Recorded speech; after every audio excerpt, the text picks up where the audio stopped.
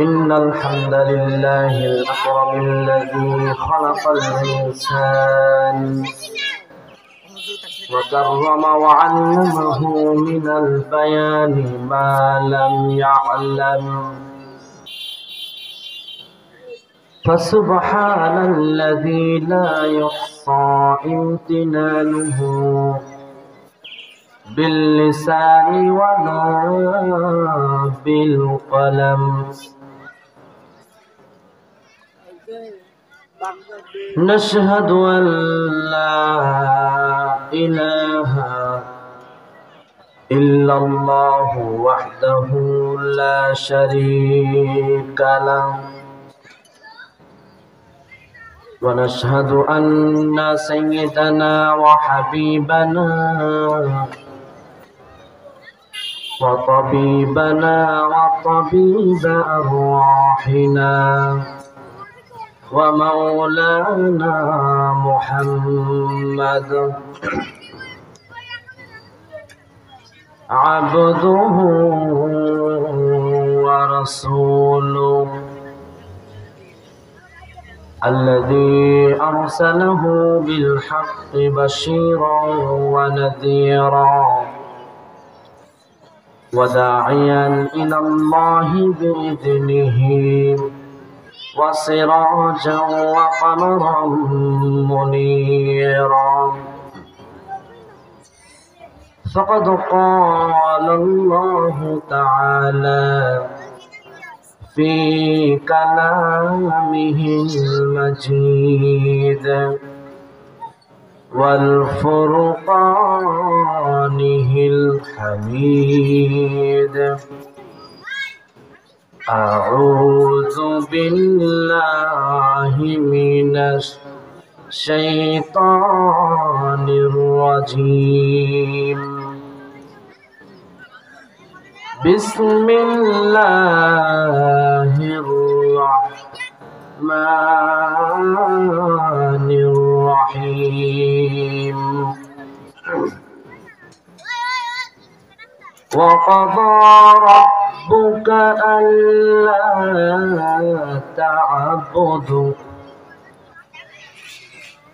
ألا تعبدوا إلا إياه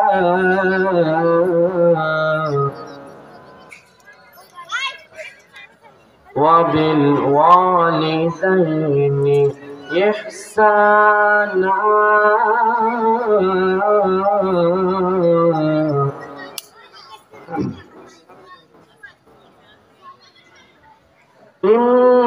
إما يبلغن عندك الكبر أحدهما أو كلاهما فلا تقل لهما أف ولا تنهرهما وقل لهما قولا كريما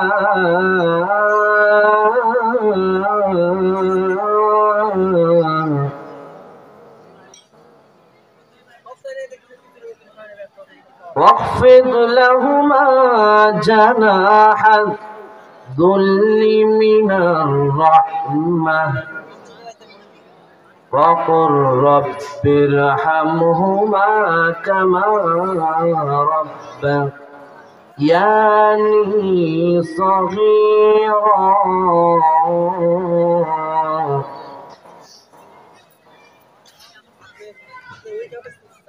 صدق الله العظيم সম্মানিত মুহতারাম পাবনা জেলা আমিনপুর থানা সাথিয়া থানা কাবারিকোলা যুব সমাজের উদ্যোগে ঐতিহাসিক ওয়াজ মাহফিলের সম্মানিত সুযোগ্য সভাপতি জনাব আবুল হোসেন শেখ আসলে আপনি আল্লাহ পাক আঙ্কেলকে সেহাতে কুল্লে দান করুক, আমরা বলি আমিন। আমার সামনে বসা বিভিন্ন অঞ্চল থেকে আগত তাওহীদের পতাকাবাহী কালেমার ঝান্ডাবাহী বীর মুজাহিদ নরসারদুল মুজাহিদ মুসলিম ভাইরা পর্দার অন্তরালে বসে আছেন। অত্র এলাকার সম্মানিতা সরলমনা সম্মানিতা মা ও বোনেরা, আলোচনার সূচনায় আনুষ্ঠানিকতার মধ্য দিয়ে আবারও আমার হৃদয় নিংড়ানো প্রাণ উজাড় করানো সালাম, আসসালামু আলাইকুম ওয়া রাহমাতুল্লাহি ওয়া বারাকাতুহু। সমস্ত প্রশংসা আল্লাহ পাকের জন্য, যিনি আমাদেরকে সারা দিনের কাজের পরে আল্লাহ পাক রাত্রি দিয়েছেন আরামের জন্য। সে আরামের ঘুমকে হারাম করে শীতের রাত্রিতে আরামের নিদ্রাকে ত্যাগ করে যেমনি আমাদেরকে তার কালামের মজমায় আসার বসার তৌফিক দান করলেন, শুকরিয়া তান সমৎসরে সকালেই বলছি আলহামদুলিল্লাহ। আরেকটু আওয়াজ দিয়ে বলুন আলহামদুলিল্লাহ। অসংখ্য কোটি দরুদ ও সালাম প্রেরণ করছি আফতাবে নবুয়ত শাহানশাহে রিসালাত বদরুদ্দুজা সৈয়দুস সাকালাইন ইমামুল মুরসালিন রাহমাতাল লিল আলামিন নবী মুকাররম মুহাম্মদ রাসূলুল্লাহ, সকলেই বলি সাল্লাল্লাহু আলাইহি ওয়াসাল্লাম। সে আসর থেকে শুরু করে নিয়ে এখন পর্যন্ত আপনারা বহু কষ্ট করে বসে আছেন, আলোচনা শুনছেন। সবচাইতে ভালো লাগার বিষয় একটা, সেটা হচ্ছে আমি নয়, সেটা হচ্ছে আজকে মাহফিলে যিনি মধ্যমণি আল্লামা ডক্টর খলিলুর রহমান আজহারি, আমার বলি আলহামদুলিল্লাহ। তিনি এত বড় মাপের একজন আলেম, আমি তার ছাত্র হওয়ার যোগ্যতা রাখি না। তিনি এত বড় মাপের আলেম, তিনি দিনে দাওয়াত নিয়ে প্রায় 68টি রাষ্ট্র সফর করেছেন। এত বড় বিজ্ঞমান একজন আলেম, আল্লাহ পাক যেন হযরতকে সিহাতে কুল্লিয়া দান করে, তার কণ্ঠের মধ্যে আল্লাহ পাক যেন বারাকা দান করে, আমরা বলি আমিন। আমার পূর্বে কথা বলেছেন মাওলানা মুফতি মনিরুল ইসলাম মাহমুদি, আবু মুসা আশআরী, আবু জাফর ভাই। আল্লাহ পাক সমস্ত দ্বীনের দায়ীদেরকে দ্বীনের আরো সুন্দর করে আলোচনা করার সৌভাগ্য, সেই শক্তি, সেই হিকমত দান করুন, আমরা বলি আমিন। আমরা এখানে যে আসছি, আমরা কি এখানে আওয়াজ শুনতে আসছি নাকি ওয়াজ শুনতে আসছি বলেন তো? ওয়াজ, ওয়াজ, ওয়াজ এটা আরবি শব্দ, এর বাংলা হচ্ছে নসিহাত। এর বাংলা কি? নসিহাত। আমার সামনে অনেক মুরব্বী বাবারা বসে আছেন, যাদের জ্ঞানের কাছে আমি আব্দুল্লাহ মাস্টারের জ্ঞান কিছুই না। হয়তো এখানে এমনও শিক্ষক, এমনও ওস্তাদ এখানে বসে আছেন যাদের ছাত্র হওয়ার যোগ্যতা আমি রাখি না। আল্লাহ পাক যেন সংক্ষিপ্ত সময় তার কালাম থেকে বিষয় ভিত্তিক কিছু ওয়াজ, কিছু নসিহত করার তৌফিক দেন, আমরা বলি আমিন। আজকে আলোচনাটা মূলত যুব সমাজের উদ্যোগে। কি বলেন, ঠিক কিনা? যুব সমাজ একটা জিনিস মনে রাখবে, ইসলামকে বিজয় করতে হলে, ইসলামকে রাষ্ট্র পর্যায়ে আনতে হলে তিনটা জিনিসের প্রয়োজন হয়। আওয়াজ দিয়ে বলুন কয়টা? তিনটা। নাম্বার এক নাম্বার হচ্ছে বিদ্যার বুদ্ধি। এক নাম্বার কি? বিদ্যার বুদ্ধি। 2 নাম্বার হচ্ছে সম্পদশালীর সম্পদ।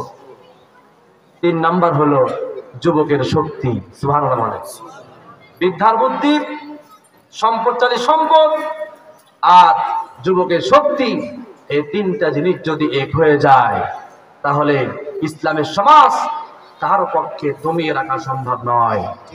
ঠিক না বলেন? আমি প্রথমেই আপনাদের মনের কি বিষয় একটু জানতে চাচ্ছি। আপনারা ভালো আছেন তো? আলহামদুলিল্লাহ। এখানে এই কাবারিকোলাতে মানুষকে আপনারা একজনই নাকি আরো আছে? দোকানপাটে যতটি লোক বসে আছে, আসলে আল্লাহ কালামের মজমায় যে সে কিন্তু আসতে পারে না। আজকে আলোচনা হবে যুবকদের নিয়ে কিছু কথা। আর বর্তমান সন্তানরা যারা আছে এরা পিতা মাতাকে সম্মান দেয় নাকি সম্মান দেয় না? কোনটা বলেন তো বেশি? পিতা মাকে কিছুই মনে করে না, এমনকি নিজের মাকে পর্যন্ত হত্যা করছে, ঠিক না? করেন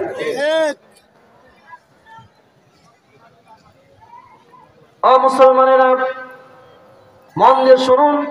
আল্লাহ পাক রব্বুল আলামিন সুন্দর করে তার কালামের মধ্যে আল্লাহ পাক বলছেন, ইয়া আইয়ুহাল্লাযীনা আমানু হাল আদুল্লুকুম আলা তিজারা তুনজিকুম মিন আযাবিন আলীম। জোরে বলুন আল্লাহু আকবার। আল্লাহ পাক রব্বুল আলামিন ডাক দিয়ে বলেন, ও ঈমানদারেরা, হাল আদুল্লুকুম, আমি কি তোমাদেরকে এমন একটা বিষয় সংবাদ দেব না? আলা তিজারা, ও আমার বান্দারা, আমি কি তোমাদেরকে এমন একটা বিজনেসের কথা কি জানাবো না? বান্দা, তোমরা যদি সে ব্যবসাটা করতে পারো, লাভ হলো তা কি জানো? আমরা তো বান্দা, আমরা আল্লাহকে ডাক দিয়ে বললাম, আল্লাহ সে ব্যবসাটা কি আমরা তো জানি না, তুমি আল্লাহ জানায় দাও। আল্লাহ পাক রব্বুল আলামিন বললেন, বান্দা সেই ব্যবসাটা করলে লাভ যাই হোক না কেন, সর্বপ্রথম লাভ হলো তুনজিকুম মিন আযাবিন আলীম। আল্লাহ পাক বলেন, আমি আল্লাহ পাক তোমাদের জিন্দেগীর সমস্ত গুনাহগুলো মাফ করে দিয়ে আমি আল্লাহ পাক তোমাদেরকে জাহান্নামের কঠিন আযাব থেকে বাঁচাইয়া দিব। আমরা বললাম, আল্লাহ আমরা এটা বুঝলাম, আল্লাহ তুমি এখন বলো সেই ব্যবসাটা কি? আল্লাহ আমরা তো দুনিয়াতে অনেক রকমের আমরা ব্যবসা জানি বা ব্যবসা করি, আল্লাহ তুমি কোন ব্যবসার কথা বলছো? আল্লাহ পাক সুন্দর করে জানিয়ে দিয়েছেন, বান্দা শোনো, তুমিনুনা বিল্লাহি ওয়া রাসূলিহি ওয়া তুজাহিদুনা ফি সাবিলিল্লাহ।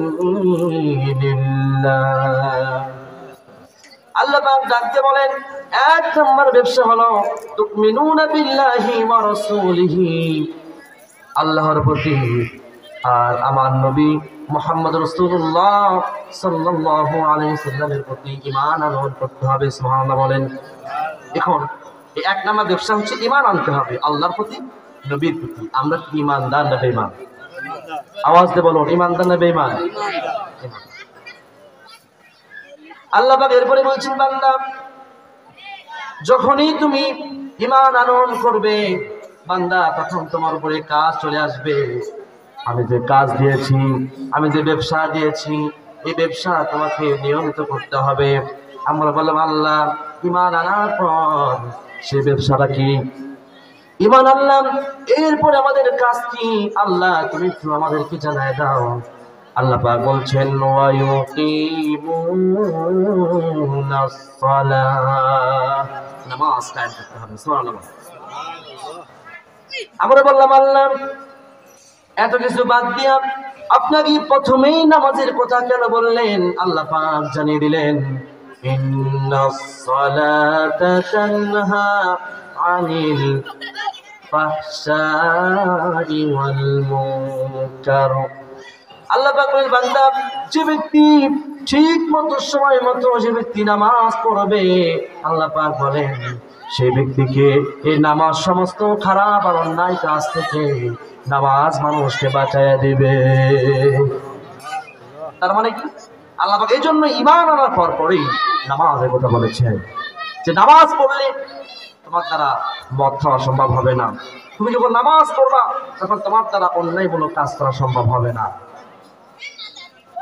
এখন তো আমরা দেখি অনেক মানুষ নামাজও পড়ে, অন্যায় বিভিন্ন অন্যায় কাজে লিপ্ত আছে না নাই? কিন্তু আওয়াজ তো বলেন, আছে না নাই? ভালো লাগতেছে? ভালো লাগতেছে? আলোচনা চলবে? আল্লাহ পাক বলেন, বান্দা আমি নামাজের কথা এই জন্যই বললাম, নামাজ যারা নিজে পড়বে আর সমাজের মধ্যে নামাজ প্রতিষ্ঠার আন্দোলন করবে, ইকামতে দ্বীনের কাজ করবে, আল্লাহ পাক বলেন নামাজ মানুষদেরকে সর্বপ্রকার খারাপ থেকে বাঁচায় দিবে।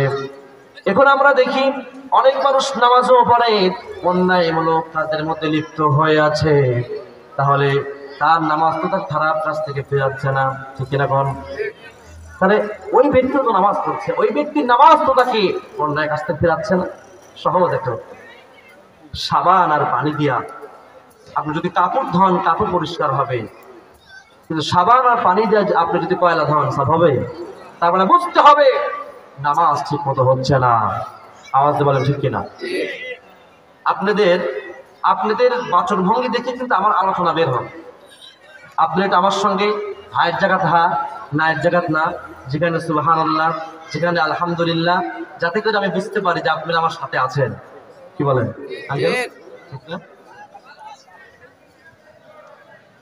আল্লাহ পাক রব্বুল আলামিন এই বিশ্বের মানুষদেরকে সঠিক পথে পাঠানোর জন্য, সঠিক পথে আনার জন্য আল্লাহ পাক রব্বুল আলামিন একটা বিধান দিয়েছেন। বিধান, তার নাম হচ্ছে কোরআন। তার নাম কি? কোরআন। এই কোরআন একটি এমন কিতাব, আজকে যেহেতু আমরা তাফসীর শুনবো, আমাকে বলা হয়েছে ভাই আপনি তাফসীর করবেন।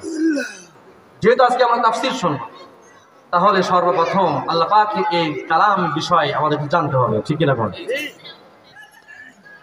আমরা যদি প্রশ্ন করি, আচ্ছা কোরআন, আমরা তো তোমাকে চিনলাম না, তোমার বাড়ি কোথায়, তোমার বাড়িটা কোথায় একটু বলো তো। আল্লাহর কোরআন জবাব দিয়ে দেয় ফি লাউহিন মাহফুজ। ও আল্লাহর বান্দারা, তোমরা আমার বাড়ি কোথায় এটা জিজ্ঞেস করো, আমার বাড়ি লাউহে মাহফুজে। আমরা যদি বলি আচ্ছা কোরআন, তোমার চাইতে বড় কি কোনো কিতাব আছে নাকি একটু বলো তো। আল্লাহ কোরআন জবাব দিয়ে দেয় ইন্নাহু লাকুরআনুন কারীম। এটা হচ্ছে সর্বশ্রেষ্ঠ উৎকৃষ্ট একটা কিতাব। সুবহানাল্লাহ। এই পৃথিবীতে আল্লাহ পাক রব্বুল আলামিন তার কালাম পাঠানোর আগে 103টা কিতাব আল্লাহ পাক পাঠিয়েছিলেন। 103টা কিতাব, আর এই কোরআন দিয়ে 104টা কিতাব আল্লাহ পাক পাঠিয়েছেন। এই 103টা কিতাব, এই 103টা কিতাবের মধ্যে আল্লাহ পাক যা কিছু আল্লাহ পাক দিয়েছিলেন, তার সব কিছু আল্লাহ পাক তার এই কালামের মধ্যে ঢুকিয়েছেন। আল্লাহ পাক বলেন মা কানা হাদিসান ইফতারা ওয়ালাকিন তাসদীকাল্লাযী বাইনা ইয়াদাইহি ওয়া তাফসীলা কুল্লি শাই।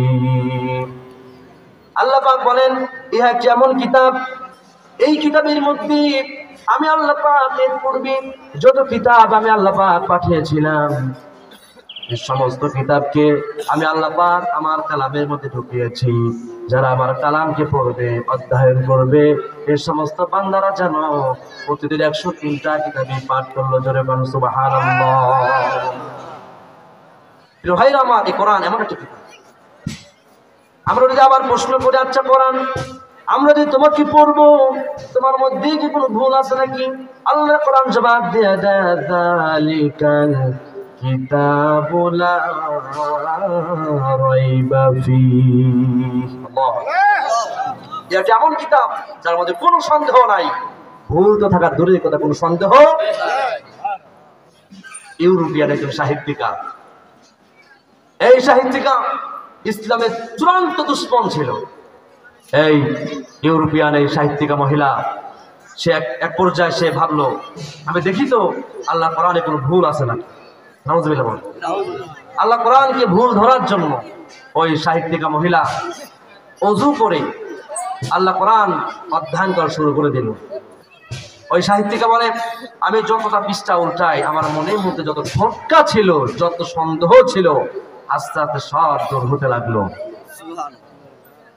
এই মহিলাকে এক পর্যায়ে সাংবাদিকরা প্রশ্ন করলো আচ্ছা আল্লাহ পাকের কোরআনে কোন আয়াতটা তোমাকে বেশি ইসলামের দিকে আকৃষ্ট করেছে? মহিলা বলল সূরা বাকারা আয়াত ওয়াল্লাযী জাআলা লাকুমুল আরদা জামিআ। আল্লাহ পাক বলেন তিনি এমন সত্তা যিনি এই পৃথিবীতে যত মাখলুকাত আল্লাহ পাক যত যা কিছু সৃষ্টি করেছেন আল্লাহ পাক বান্দার জন্য বানিয়েছে। সাহিত্যিকা, ওই মহিলা সাহিত্যিকা ভাবতেছে যে এই সব কিছু সৃষ্টি করেছে বান্দার জন্য। তার মানে আমি যদি এক মুনিবের গোলামি করতে পারি, দাসত্ব করতে পারি, যদি আমি তাই করতে পারি, তাহলে সমস্ত মাখলুকাত আমাকে সেজদা দেবে। আর আমি যদি এক মুনিবকে রব বলে স্বীকার না করি, তাহলে আল্লাহ পাক বলেন সমস্ত সৃষ্টিগুলোর সামনে তুই সেজদা দিয়ে থাকবি। ঠিক কিনা বল? এজন্য আমরা যে যাই করি না কেন, যে মতেরই হই না কেন, আমাদের সবার এক প্ল্যাটফর্মে আসতে হবে। আমার তো বলো ঠিক কিনা? আমাদের প্রভু এক নবীর উম্মত, জীবন বিধান ওই শিবানী কুরআন। আমাদের প্রভু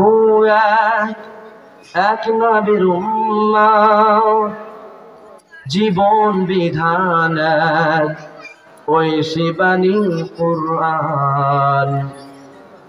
তবে কেন এক নয় হে মুসলমান, এক হও করি আহ্বান। ঠিক কিনা বল? বাইতুল্লাহ, মদিনা শরীফ, ওহুদ পাহাড়, বদরের মাঠ, একটাই তো জীবন আর মরণ যে একটাই, একসাথে মিলে মিশে একটাই প্রাণ। তবে কেন এক নয় হে মুসলমান, এক করি আহ্বান। আল্লাহ পাক রব্বুল আলামিন আমাদের সবাইকে এক প্ল্যাটফর্মে আসতে বলেছেন। কারণ একটা লাঠিকে ইচ্ছে করলেই আপনি শক্তি দিয়ে ভাঙতে পারবেন, কিন্তু যখন 10টা 20টা লাঠি একসাথে হবে, ওটা ভাঙবা তো সহজ হবে না। সুতরাং আমরা যে যাই করি না কেন, সমস্ত দল মত নির্বিশেষে সবাই যদি আমরা একটা স্লোগান দেই, আমরা সবাই এক আল্লাহকে মানি, এক নবীকে স্বীকার করি, এক কিতাবকে মানি, সুতরাং আমাদের মধ্যে কোনো দ্বন্দ্ব নাই। ইসলামের উপর যদি আঘাত আসে, আমরা এবার বাধ্য হয়ে সামনে এগিয়ে যাবো ইনশাআল্লাহ। এভাবেই আমাদের সামনে এগিয়ে যেতে হবে। আমার ভাইরা, আল্লাহ পাক রব্বুল আলামিন সুন্দর করে বান্দাদেরকে জানিয়ে দিয়েছেন, বান্দারে কাইফা তাকফুরুনা বিল্লাহি ওয়া কুনতুম আমওয়াতান ফাআহইয়াকুম সুম্মা ইউমীতুকুম সুম্মা ইউহয়ীকুম সুম্মা ইলাইহি তুরজাউন। জোরে বলুন আল্লাহু আকবার। আল্লাহ পাক ডাক দিয়ে বলেন, ও আমার বান্দারা, তোমরা কেমনি আমাকে অস্বীকার করো? ও আমার বান্দারা, তোমরা ছিলে মৃত, আমি আল্লাহ পাক তোমাদেরকে জীবন দান করেছি। আবার এমন একটা সময় আসবে যে আমি আল্লাহ পাক তোমাদেরকে আবার মৃত্যু দিব, আবার জীবন দিব, আর তোমাদেরকে আমার সামনে আবার ফিরে আসতে হবে, আমার সামনে আবার আসতে হবে। বিশ্বনবী মুহাম্মদুর রাসূলুল্লাহ সাল্লাল্লাহু আলাইহি ওয়াসাল্লাম যখন এই বক্তব্যগুলা বলছিলেন, সে সময় মক্কা নগরীতে কাফের মুশরিকেরা বলাবলি করতে লাগলো, মুহাম্মদ আবার কিসের আখিরাতের কথা বলে? এই দুনিয়াই তো শেষ, আবার কিসের দুনিয়া শুরু হবে? আল্লাহ পাক রব্বুল আলামিন কাফেরদের উত্তর আল্লাহ পাক জানিয়ে দিলেন, ওয়াকালু আইযা কুন্না ইযামান ওয়ারফাতান আইন্না লামাবউসুনা খালকান জাদীদা। এই কাফেররা বলতে লাগলো, ও আব্দুল্লাহ ছেলে মুহাম্মদ, আমরা যখন মরে গিয়ে আমাদের হাড্ডি গুড্ডি যখন মাটির সঙ্গে যখন মিশে যাবে, আমাদের যখন কোনো চিহ্ন মাত্র থাকবে না, ওই সময় আল্লাহ পাক কি আমাদেরকে আবার জীবিত করবেন? আল্লাহ পাক সুন্দর করে বলেন, কুল কুনু হিজারাতান আও হাদিদা আও খালকাম মিম্মা ইয়াকবুরু ফি সুদুরিকুম। জোরে বলুন আল্লাহু আকবার।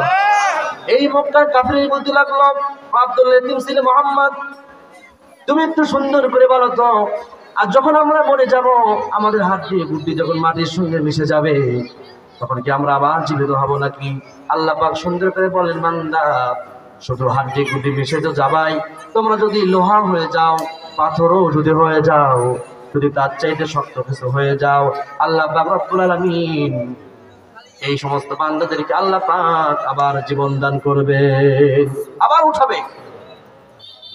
আল্লাহ পাক মানুষের হায়াত আর মউত সৃষ্টি আল্লাহ পাক এই জন্যই করেছেন। আল্লাহ পাক বলেন, আল্লাযী খালাকাল মাউতা ওয়াল হায়াতা লিয়াবলুয়াকুম আইয়ুকুম আহসানু আমালা ওয়া হুয়াল আজিজুল গফুর। জোরে বলুন আল্লাহু আকবার। আল্লাহ পাক বলেন, আমার বান্দারা শোনো, আমি মানুষের হায়াত আর মউতকে আমি আল্লাহ পাক বানিয়েছি একটা কারণে। আমি দেখতে চাই আমার কোন বান্দা ভালো আমল করে, সুন্দর আমল করে, আর সুন্দর আমল দিয়ে আমি আল্লাহ পাকের নৈকট্য অর্জন করে। আল্লাহ পাক সুন্দর করে জানিয়ে দিলেন, ওয়াল আসর ইন্নাল ইনসানা লাফি খুসর। আল্লাহ পাক আসরের সময় শপথ খেয়ে আল্লাহ পাক বলছেন, আমি আসরের সময় শপথ খেয়ে বলছি, সমস্ত মানুষের ক্ষতির মধ্যে আছে। আমরা আল্লাহ কি বললাম? আল্লাহ সমস্ত মানুষের ক্ষতির মধ্যে আছি। সঠিক পথে তাহলে কে আছে বা কারা আছে? আল্লাহ পাক জানিয়ে দিলেন, ইল্লাল্লাযীনা আমানু ওয়া আমিলুস সালিহাত ওয়া তাওয়াসাউ বিল হক ওয়া তাওয়াসাউ বিস সাবর। আল্লাহ পাক বলছেন, সঠিক পথে তারাই আছে যারা ঈমানের প্রতি অবিচল যারা থাকে, যারা ঈমান এনেছে এবং সে অনুযায়ী যারা আমল করেছে। সুবহানাল্লাহ। আল্লাহ পাক এখানে বললেন, আমি তোমাদেরকে মৃত্যু থেকে জীবন দান করলাম। সন্তান মায়ের জরায়ুতে আসার পূর্বে সে ছিল পিতার শুক্রকীট, অর্থাৎ পুরুষের স্পার্মটোজম আর মায়ের অভাব, এই দুটি জিনিসের সমন্বয়ে আল্লাহ পাক মানুষকে সৃষ্টি করেছেন। সুবহানাল্লাহ। আল্লাহ পাক বলেন, হাল আতা আলাল ইনসানি হিনুম মিনাদ দাহরি লাম ইয়াকুন শাইআম মাযকুরা।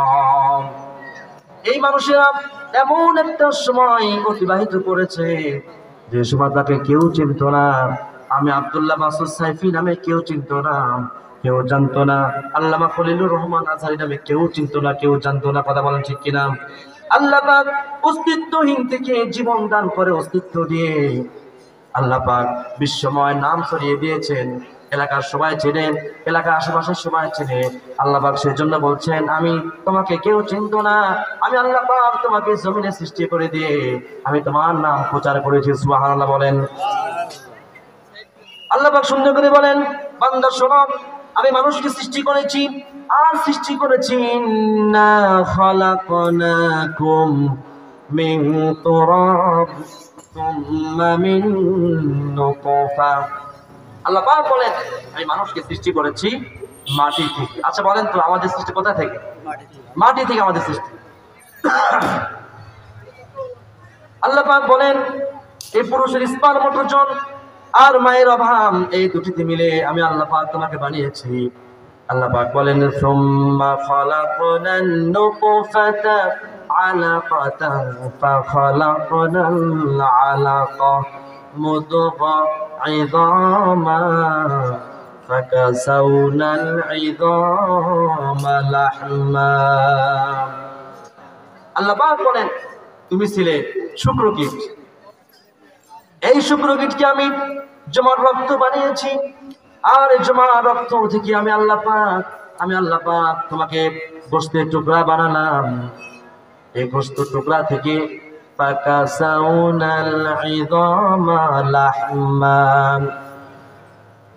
আল্লাহ পাক বলেন, ছোট ছোট গোশতের টুকরা দিয়ে, রগ দিয়ে, চামড়া দিয়ে, ছাউনি দিয়ে আমি আল্লাহ পাক তোমাকে সৃষ্টি করেছি। বান্দা ফি করারিম মাকিন, আমি আল্লাহ পাক তোমার মায়ের পেটের মধ্যে সুরক্ষিত সুন্দর স্থানে আমি আল্লাহ পাক তোমাকে রেখেছি। এই পেটের মধ্যে যখন তুমি আসলি, যখন তুমি পেটের মধ্যে আসলে তখন তোমার পেটের মধ্যে তো খাবারের প্রয়োজন, তুমি তো মানুষ। আমি আল্লাহ পাক তোমার মায়ের মেন্স মাসিক রক্ত আমি বন্ধ করে দিলাম। খুব মন দিয়ে শুনবেন।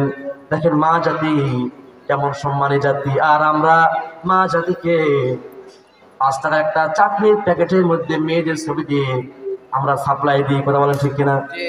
আচ্ছা, একটা মেয়ের দাম 5 টাকা? 5 টাকা ভাই?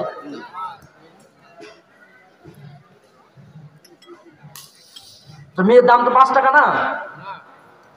সাবানের প্যাকেট, যে মেয়ের ছবি। এই সাবানের দামটা কত? 70 থেকে 80 টাকা, 120 টাকা। এই 120 টাকা দাম কি একটা মায়ের দাম? আরে মিয়া, আমরা বাপ জাতি, আমরা পিতা জাতি, আমাদের পায়ের নিচে স্যান্ডেল, আর মা জাতির পায়ের নিচে আল্লাহ জান্নাত। আর তারাই আবার মিছিল করে ইসলাম নারীকে সম্মান দেয় নাই। আরে বেটা, ইসলাম নারীকে সম্মান দেয় নাই তো তোর বাপ দিয়েছে না? কি বলেন ঠিক কিনা? ইসলাম নারীকে সম্মান দিয়েছে। এমন সময় ছিল যে মেয়েদের কোনো সম্মান ছিল না, মেয়েদেরকে জীবন্ত হত্যা করা হতো। মেয়ের বাপ লজ্জায় তার মেয়েকে জীবন্ত হত্যা করত। এমন আইয়ামে জাহেলের যুগ ছিল কি ছিল না বলেন? ছিল। আল্লাহ পাক রব্বুল আলামিন বলেন, আমি তোমার মায়ের মেন্স মাসিক রক্ত বন্ধ করে দিলাম, আর এই রক্তটা বন্ধ করে দিয়ে আমি তোমার নাভির সাথে তোমার মায়ের নাভিটা আমি অ্যাডজাস্ট করে দিলাম। সুবহানাল্লাহ বলেন। আর এই নাভি তার দিয়ে না, তোমার নাভি দিয়ে খাবার ওর মেন্স মাসিক রক্ত তোমার পেটে আমি পৌঁছে দিলাম। বান্দা একদিন নয়, 2 দিন নয়, 9 থেকে 10 মাস আমি আল্লাহ পাক তোমাকে এই রক্ত দিয়ে, আমি আল্লাহ পাক তোমাকে তোমার মায়ের পেটে রেখেছি। ও আমার বান্দা, আমি ইচ্ছে করলে তোমার এই মায়ের 20 মাসিক রক্ত এই নারীটা আমি তোমার মুখ দিয়েও দিতে পারতাম, কিন্তু আমি তা করি নাই। আমি নাভি দিয়ে দিয়েছি, তোমার জবানটা আমি পাক রেখেছি। এই কারণে বান্দা, যখন তুমি দুনিয়াতে আসবা, যখন তুমি দুনিয়ার জমিনে আসবা, বান্দা যাতে করে তোমার এই পূত পবিত্র মুখ দ্বারা তোমার স্রষ্টার পবিত্র নামের তাসবিহ পাঠ করতে পারো। আল্লাহ পাক সুন্দর করে বলেন, বান্দা এরপরে যখন তোমার মায়ের পেটে যখন তুমি ছিলে, শীতের মৌসুমে মা কাঁথা দিয়ে, মা ল্যাপ দিয়ে যখন ঘুমিয়ে পড়েছে, তুমি পেটে লাথি মেরেছো, তোমার মা ঘুমাতে পারে নাই, ঘুম থেকে উঠে হাঁটা হাঁটা করে। আল্লাহ রসুল বলেন, এই মাঝি 10টা মাস মাঝে ভালোভাবে খেতে পারলো না। আল্লাহ রসুল বলেন, এই 10টা মাস রোজা রাখলে যে সওয়াব হতো, আল্লাহ পাক মায়ের আমল নামায় সেই রোজার সওয়াব দান করে দেন। জোরে কোন সুবহানাল্লাহ। শুধু তাই না, মাঝি 10টা মাস মাঝে আরামে ঘুমাতে পারলো না। বিশ্ব নবী বলেন, হে মায়ের 10টা মাস রাত্রি জেগে আল্লাহর ইবাদত করলে পরে যে সওয়াব হতো, আল্লাহ পাক রব্বুল আলামিন মায়ের আমল নামায় সেই সওয়াবটা দান করে দেন। সুবহানাল্লাহ বলেন। শুধু তাই না, মা যখন বাচ্চাকে যখন জমিনে নিয়ে আসলো, যখন প্রসব বেদনা শুরু হয়ে গেল, মা তার স্বামীকে নির্জনে ডেকে আস্তে করে কানে কানে বলে, প্রাণের স্বামী রে, এতদিন ধরে তোমার কাছে আমি ঘর সংসার করলাম, আমার যা অবস্থা আমি মনে হয় আর বাঁচবো না, তুমি আমাকে মাফ করে দিও। যখন ডেলিভারি কক্ষে যখন চলে গেল, আল্লাহ পাক বলেন, হাজারো ব্যথা, হাজারো যন্ত্রণা, এরপরে আমি আল্লাহ পাক তোমাকে বাচ্চা আকারে আমি আল্লাহ পাক তোমাকে জমিনে নিয়ে আসলাম, আর তোমার মাঝে তোমাকে জন্ম দেওয়ার জন্য এত রক্তক্ষরণ হলো। আল্লাহ রসুল বলেন, জিহাদের ময়দানে একজন শহীদ হলে পরে যে সওয়াব হবে, আল্লাহ পাক মায়ের আমল নামায় সেই সওয়াবটুকু দান করে দেন। জোরে কোন সুবহানাল্লাহ। আল্লাহ পাক রব্বুল আলামিন সুন্দর করে আবার জানিয়ে দিলেন, আল্লাহ আখরাজাকুম মিন বুতুনি উম্মাহাতিকুম লা তা'লামুনা শাইআন। আল্লাহ পাক বলেন, বান্দা যখন আমি যখন জমিনে নিয়ে আসলাম, তখন তুমি কিছুই বুঝো না, তোমার মুখে ভাষা নাই, তোমার করে কান্নার আওয়াজ ছাড়া আর তোমার কোনো ভাষা নাই। যখন তুমি কান্না করে ওঠো, তোমার মা হাজারো কাজ ফেলে রেখে তোমাকে বুকের সঙ্গে জড়িয়ে ধরে, খবরদার মায়ের সঙ্গে বেয়াদবি করবা না। আল্লাহ পাক সুন্দর করে বলেন, ওয়াকাদা রাব্বুকা আল্লা তা'বুদু ইল্লা ইয়্যাহু ওয়া বিল ওয়ালিদাইনি ইহসানা। আল্লাহ পাক বলে, বান্দা আমার ইবাদত করো, আমার দাসত্ব করো, আর আমার দাসত্ব করার পরই পিতামাতার সাথে সুন্দর আচরণ করো। সুবহানাল্লাহ বলে।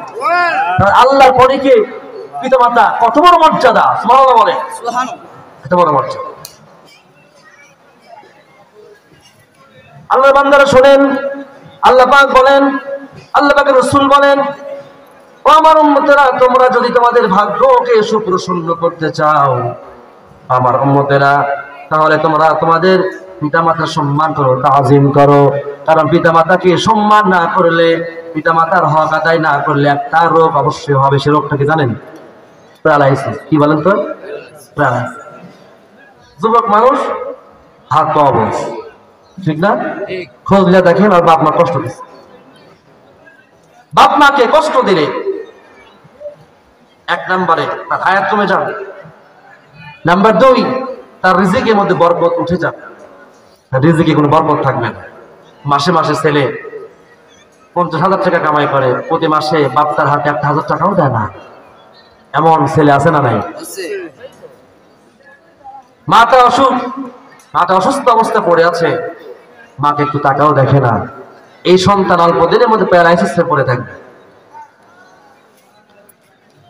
একজন সাহাবী হযরত আবু হুরায়রা বলেন, সাআলা রাজুলুন ফাকালা ইয়া রাসূলুল্লাহ, একজন ব্যক্তি হুজুরের কাছে এসে বললেন, ইয়া রাসূলুল্লাহ, ইয়া হাবিবাল্লাহ, মানা হাক্কু বিহুসনি সাহাবাতি, হে নবী, ইয়া রাসূলুল্লাহ, আমার কাছে সবচাইতে সম্মান পাওয়ার যোগ্য কারা?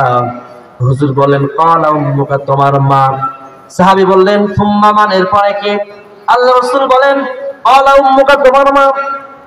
সাহাবী আবারও ডাকতে বললেন, ক্বালা সুম্মা মান, হুজুর এরপরে কে? হুজুর বলেন, উম্মুকা, তোমার মা। 3 বার বললেন মায়ের কথা। সাহাবী আবার বললেন, ইয়া রাসূলুল্লাহ, ইয়া হাবিবাল্লাহ, ক্বালা সুম্মা মান, এরপরে কে? আল্লাহ রাসূল বলেন, ক্বালা আবুকা, তোমার পিতা। মায়ের নাম কয়বার? 3 বার। আর বাবার নাম? 1 বার। বাবার কি আপনি কি রাগ করতেছেন নাকি? বাবার অবদান অনেক। আব্দুল্লাহ ইবনে ওমর রাদিয়াল্লাহু আনহু আল্লাহ রাসূলকে ডাক দিয়ে বলেন, ইয়া রাসূলুল্লাহ, ইয়া হাবিবাল্লাহ, আমি বিয়ে করেছি, আমার আব্বাও মেনে নেয় না, মাও মেনে নেয় না, কি করতে পারি?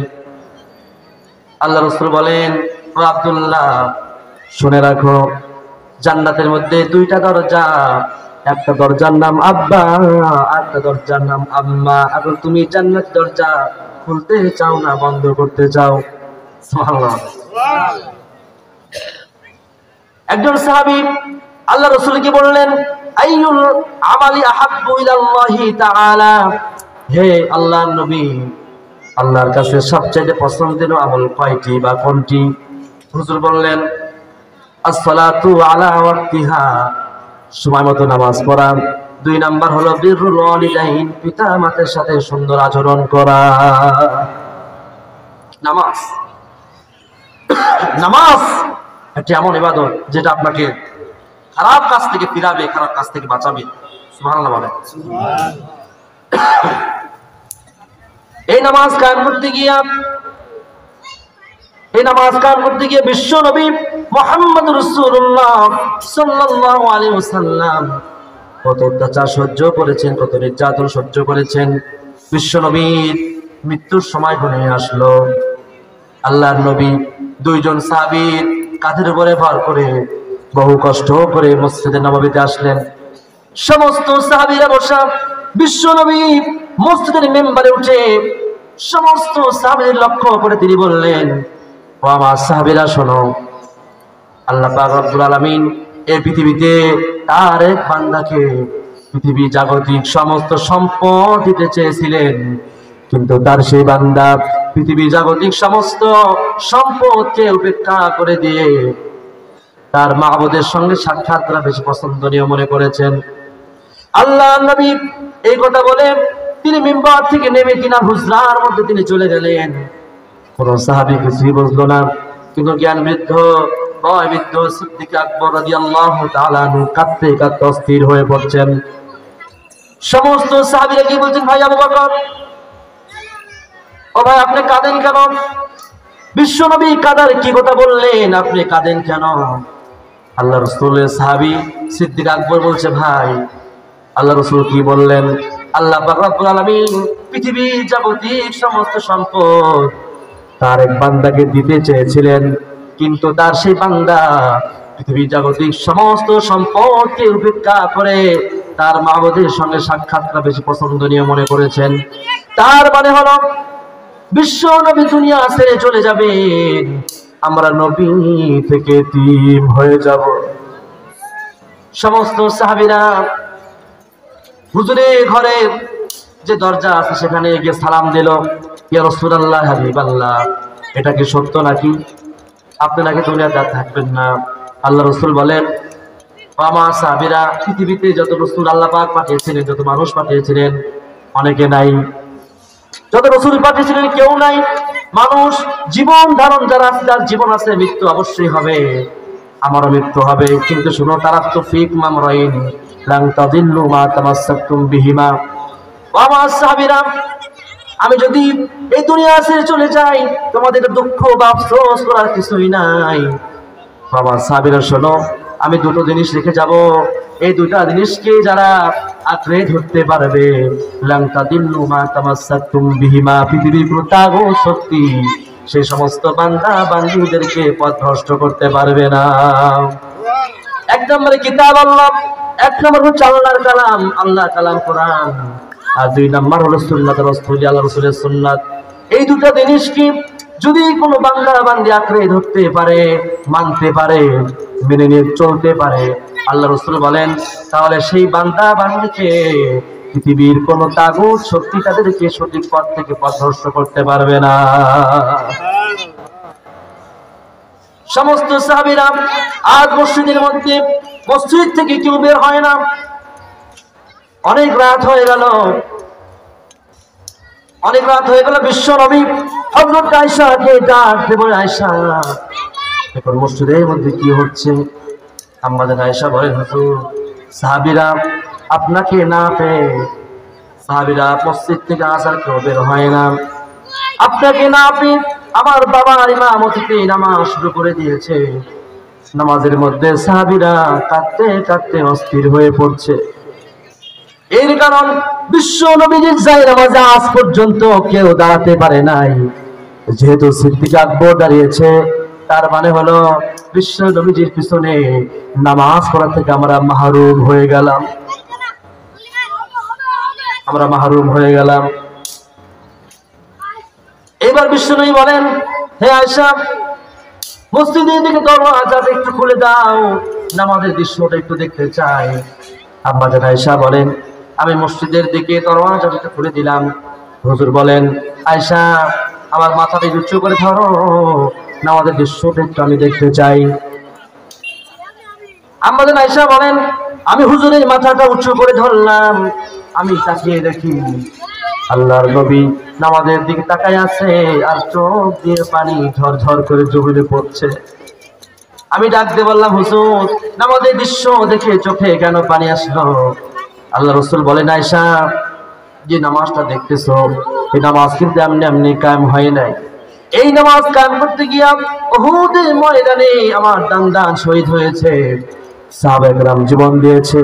এই নামাজ কায়েম করতে গিয়া তাইফের ময়দানে অনেক রক্ত ঝরেছে। আয়েশা রে শোনো, আমার চোখে মুস্তাকবিল ভবিষ্যতের একটা ছবি যেন ধরা পড়ে গেল। আমার মনে হয় কিয়ামত পর্যন্ত আমার যত উম্মত জমিনে আসবে, দুনিয়ায় আসবে, তারা এভাবে করে জামাতের সহিত নামাজ আদায় করবে। আল্লাহর নবী মৃত্যুর সময় আদরের নাতির কথা বললেন না, জামাইয়ের কথা বললেন না, আদরের মেয়ের কথা বললেন না, তিনি একটাই বললেন, আসসালাত আসসালাত আসসালাত। ও আমার উম্মতেরা, নামাজ, নামাজ ছেড়ে দিও না, নামাজ ছেড়ে দিও। আমার এত বড় একটা ইবাদত, যার নামাজ ঠিক আছে তার জিহাদ ঠিক আছে, যার নামাজ ঠিক আছে তার দান ঠিক আছে, যার নামাজ ঠিক আছে তার সমস্ত নেক আমল ঠিক আছে। সুবহানাল্লাহ বলেন। যার নামাজই নাই অত আদর্শই ঠিক নাই, কি বলেন ঠিক কিনা? অত আদর্শই ঠিক। নামাজ পড়তে হবে সময়। নাম্বার 2, বিরুল ওয়ালিদাইন, বাপ মায়ের সাথে সুন্দর আচরণ করা। একজন সাহাবী আব্দুল্লাহ ইবনে ওমর থেকে বর্ণিত, সাহাবী বলছেন যার নবী সাল্লাল্লাহু আলাইহি ওয়াসাল্লাম ফাস্তাআযানা লাহু ফিল জিহাদ। একজন সাহাবী এসে আল্লাহর রাসূলকে বললেন, হুজুর আমি জিহাদের ময়দানে যেতে চাই। হুজুর বললেন, ফাকালা আহাইয়ুন ওয়ালিদান, তোমার কি মা আছে? সাহাবী বললেন, ক্বালা নাম, হ্যাঁ ইয়া রাসূলুল্লাহ, জমিনে আমার মা বেঁচে আছে। আল্লাহ রাসূল বলেন, ফাকালা ফাফিহিমা ফাজাহিদুন, ও সাহাবী তুমি বাড়িতে যাও, তোমার মায়ের সেবা করো, ওটাই তোমার জন্য জিহাদ। সুবহানাল্লাহ।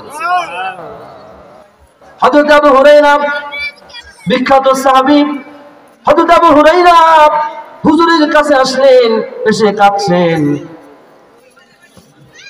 আল্লাহর নবী ডাক দিয়ে বলেন, হে আবু হুরায়রা তোমার চোখে পানি কেন? আবু হুরায়রা বলে, হুজুর আমার মা আমাকে মেরেছে। বিশ্ব নবী বলেন, আবু হুরায়রা তোমার মা তোমাকে মেরেছে, এখানে আমার করার কিছুই নাই। এটা কে বলছেন? বিশ্ব নবী বলছেন। এমন পাওয়ারফুল নবী যার শাফাআত ছাড়া কেউ জান্নাতে যেতে পারবে না, এমন পাওয়ারফুল নবী বলছে তোমার মা তোমাকে মেরেছে, এখানে আমার করার কিছুই নাই। সাহাবী বলছেন, হুজুর আমার মায়ের জন্য আপনার কাছে আমি বিচার দিতে আসি নাই। হে রাসূলুল্লাহ আমি জানি আল্লাহ নবী আল্লাহর কাছে যদি দোয়া করে আল্লাহ পাক দোয়া কখনো ফিরায় দেয় না। হে রাসূলুল্লাহ আমি এসেছি, আপনি একটু আল্লাহর কাছে দোয়া করুন আমার মাকে যেন আল্লাহ পাক হেদায়েত দিয়ে দেন। আল্লাহ নবী হাত তুললেন, দোয়া করেছেন, আবু হুরায়রা দৌড় মারছে। এবার রাস্তার মধ্যে লোকেরা বলছে, আবু হুরায়রা কখনো তো দৌড় মারে না, কি হলো, কোনো সমস্যা হলো নাকি? আবু হুরায়রা পিছন দিকে জামা টান দিয়ে ধরলো। আবু হুরায়রা, ও আবু হুরায়রা তোমার কি হয়েছে, কোনো সমস্যা নাকি? আবু হুরায়রা বলেন, না আমাকে ছেড়ে দাও, আমি দেখতে চাই আমি বাড়িতে আগে পৌঁছে যাই নাকি আমার নবীর দোয়া আগে আমার বাড়িতে পৌঁছে যায়। আমি দৌড়ছি, আমি বাড়ি গিয়ে চলে গেলাম। বাড়িতে যাওয়ার পরে আমি মাকে সালাম করলাম, ভিতর থেকে আওয়াজ আসলো কে? আমি বললাম, মা আমি আপনার সন্তান আবু হুরায়রা। আবু হুরায়রা বলে, আমার মায়ের গলার আওয়াজের মধ্য দিয়ে কোনো কর্কশ আওয়াজ আমি পেলাম না, আমি আমার মায়ের গলার আওয়াজের মধ্য দিয়ে আমি তাওহীদের আওয়াজ পেলাম। আমার মা যখন ঘরে গেট খুলে দিল আমি দেখতে পেলাম আমার মায়ের পাকা চুল দিয়ে পানি পড়ছে। আমার মা আমাকে বলছে, বাবা আমি তোমাকে মারার পরে আমার নিজেকে অনেক অনেক ছোট মনে হয়েছে বাবা। আমি ভাবলাম আমার সন্তান তো কোনো খারাপ মানুষের কাছে যায় নাই, তাহলে আমি আমার সন্তানকে কেন মারলাম? বাবা আমাকে নিয়ে যাও, আমাকে নিয়ে যাও আল্লাহর নবীর কাছে, আমি আর শিরকিয়াতের মধ্যে থাকতে চাই না, আমাকে কালেমা পড়ে মুসলমান বানিয়ে দাও।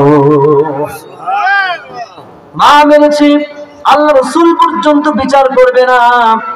ও আমার ভাইরা, আরেকজন সাহাবী এসে বলছেন, ইয়া রাসূলুল্লাহ আমি জিহাদে যেতে চাই। হুজুর বলেন, আলাকা ওয়ালিদুন, তোমার কি মা আছে? সাহাবী বলেন, নাআম। হুজুর বললেন, ইযহাব ফাকরিমহা ফাইন্নাল জান্নাতা তাহতা রিজলাইহা। ও আমার সাহাবী বাড়িতে যাও, তোমার জান্নাত তোমার মায়ের পায়ের নিচে। সুবহানাল্লাহ, জান্নাত মায়ের পায়ের নিচে। যারা মাকে কষ্ট দিয়েছে আজকে যাবেন, যা মাকে, মা তো মাপ চাইলে মা মাফ করেন। আমি আমাদের নাটোরে একটা খুবই নাম করা হোটেল আছে, প্রচুর হোটেল, নাম শুনছেন? আপনারা তো জানেন না, প্রচুর হোটেল। তো সেখানে আমি একদিন নাস্তা করতে গিয়েছি, আমি দেখতে পেলাম যে একটা বাবা একটা ছেলে হোটেলের মধ্যে আসে। হোটেলের মধ্যে আসার পরে বাবা মানে শুধু খাচ্ছে সিঙ্গারা। সিঙ্গারা বুঝুন তো আপনারা, নাম তো একই বলে, আপনাদের এখানে তো সিঙ্গারাই বলেন, সিঙ্গারা। আর সন্তান কি গরুর গোশত দিয়ে খানা খাওয়াচ্ছে। আমি লক্ষ্য করছি, যখন খাওয়া হয়ে গেল আমি মুরব্বীকে ডাক দিলাম, চাচা আপনার কি খেতে মনে চায় না, নাকি কাছে টাকা নেই? আপনি খাইলেন সিঙ্গারা আর আপনার সন্তানকে আপনি দিলেন গোশত দিয়ে ভাত। এইবার বাবা দুই চোখের পানি ছেড়ে দিল, হুজুর আমি খুব গরিব মানুষ, আমার এই সন্তানটা মাদ্রাসায় লেখাপড়া করে, হুজুর আমি আসছি আমার সন্তানকে দেখার জন্য। আমার সন্তান আমাকে বলছে, আব্বা আমি অনেক দিন ধরে প্রস্তুত দিয়ে খানা খাই নাই, এটা প্রস্তুতে খানা খাবো। আমি হোটেলে নিয়ে আসলাম, আমার সন্তান খেলাম। এখন যদি আমিও যদি প্রস্তুত দিয়ে খানা খাই, আমার বাড়ি সিরাজগঞ্জ, আমি কেমনে যাব, হুজুর ভাড়া নাই। তাহলে দেখেন পিতা এমন একটা জিনিস, পিতা হলো সন্তানের জন্য বট বৃক্ষের মতো। চিল্লা এখন ঠিক কিনা? পিতা, পিতামাতার তাজিম, পিতামাতার সম্মান করতে হবে। একদিন বিশ্বনবী মুহাম্মদ রাসূলুল্লাহ সাল্লাল্লাহু আলাইহি ওয়াসাল্লাম তিনি একদিন মসজিদে নববীর মধ্যে তিনি বসে আছেন। এমন সময় একজন বৃদ্ধা মহিলা আসে। আল্লাহর নবী তার শরীর থেকে চাদরটা জমিনে বিছিয়ে দিলেন, আর সে মহিলাটা সে চাদরের উপরে বসলো। চাদরের উপরে বসার পরে অনেকক্ষণ আল্লাহ রাসূল আর ওই মহিলার মধ্যে গল্প হলো। এরপরে সে মহিলাকে আল্লাহ রাসূল কিছু হাদিয়া দিলেন, মহিলাটা উঠে চলে গেল। সাহাবীরা বললেন, হুজুর আমরা কিছুই বুঝলাম না, আল্লাহর নবীর চাদরের উপরে বসার কার এত বড় সাহস হতে পারে? হুজুর মহিলাটাকে আল্লাহ রাসূল বললেন, ও আমার সাহাবীরা শোনো, আমি মায়ের আদর তেমনটা পাই নাই, যার বুকের দুধ কোলে কাটিয়ে যার বুকের দুধ খেয়ে আমি বড় হয়েছি, আমার সেই মা হযরতে হালিমাতুস সাদিয়া। যখনই বাপ মার কাছে যাবেন কিছু হাদিয়া কিছু একটা নিয়ে যান, মিষ্টি কথা বলেন, আল্লাহ পাক রব্বুল আলামিন আপনি আমল নামা হাদিস সওয়াব দিয়ে দিবেন। সুবহানাল্লাহ। শুধু কি তাই, এই মায়ের সম্মান, মায়ের সাথে বেয়াদবি আল্লাহ কখনই বরদাস্ত করে না। সাহাবী আলকামা রাদিয়াল্লাহু তাআলা আনহু তিনি বদর উহুদে তিনি অংশগ্রহণ করেছিলেন। আল্লাহ রাসূল বলেছিলেন, আমার যে সমস্ত সাহাবীরা বদরে আর উহুদে যারা উপস্থিত ছিল এরা জান্নাতি। সুবহানাল্লাহ। এমন জান্নাতি সাহাবী, তার মৃত্যুর সময় তার মুখে কালেমা আসছে না। সমস্ত সাহাবীরা হুজুরকে বললেন, হুজুর আপনার আলকামার মুখে কালেমা আসতেছে না। সাহাবী যখন এটা বললেন, আল্লাহ রাসূল বললেন, ও আমার সাহাবীরা শোনো, তাহলে তোমরা আলকামার মায়ের কাছে যাও আর তার কাছে গিয়ে জিজ্ঞেস করো তো আলকামা তার মাকে কোনো কষ্ট দিয়েছিল নাকি, তার মাকে কোনো কষ্ট দিয়েছিল নাকি। সাহাবীরা সবাই আলকামার মায়ের কাছে চলে গেল, গিয়ে বলছে, মা আপনার সন্তান মৃত্যু শয্যায় শায়িত, মা আপনার সন্তানের মুখে কালেমা আসছে না, মা আপনার সন্তান আপনাকে কি কষ্ট দিয়েছিল নাকি? মা দুই চোখের পানি ছেড়ে দিল। মা ডাকতে বলে, বাবা আমার সন্তান আমার কথা শুনতো না, আমার কথা মানতো না। তখন সাহাবীরা বললেন, ও মা আপনি যদি আপনার সন্তানকে মাফ না করেন তাহলে আপনার সন্তান কিন্তু জাহান্নামী হয়ে যাবে। এবার মা বলছি, আমার সন্তান আমাকে যে পরিমাণ কষ্ট দিয়েছে আমি আমার সন্তানকে মাফ করতে পারবো না। যখন এটা বলল সাহাবীদেরকে হুজুরকে বললেন, হুজুর ইয়া রাসূলুল্লাহ ইয়া হাবিবাল্লাহ, আলকামার মা আলকামাকে মাফ করবে না। আল্লাহ রাসূল বললেন, ও মা আপনি তাহলে সত্যি কি আপনার সন্তানকে মাফ করবেন না? মা বলছে, হুজুর আমি আমার সন্তানকে কখনোই মাফ করতে পারবো না। হুজুর বললেন, ও আমার সাহাবীরা লাকড়ি খড়ি যেখানে যা পাও এক জায়গায় জোগাড় করো। মা বলছে, হুজুর আমার সন্তানের জন্য লাকড়ি আর খড়ি কেন? আল্লাহ রাসূল বলে, আপনার সন্তানকে এখন আপনার সামনে আগুনে পুড়িয়ে ভস্ম করে দেওয়া হবে। মা বলছে, হুজুর আমাকে আমার চোখের সামনে আমার সন্তানকে আপনি আগুনে পুড়িয়ে ভস্ম করে দিবেন, এটা আমি সহ্য করতে পারবো না। হুজুর বলেন, ও আম্মা জান আপনি দুনিয়ার আগুনটাই সহ্য করতে পারছেন না, আপনি যদি আপনার সন্তানকে যদি মাফ না করেন ও মা, তাহলে আপনার সন্তান আজীবনের জন্য জাহান্নামে হয়ে যাবে। মা এবার ডাক দিয়ে বলছে, ইয়া রাসূলুল্লাহ, ইয়া হাবিবাল্লাহ, আমি আমার সন্তানকে মাফ করে দিলাম। সঙ্গে সঙ্গে আলকামার মুখে জারি হয়ে গেল, লা ইলাহা ইল্লাল্লাহু মুহাম্মাদুর রাসূলুল্লাহ, লা ইলাহা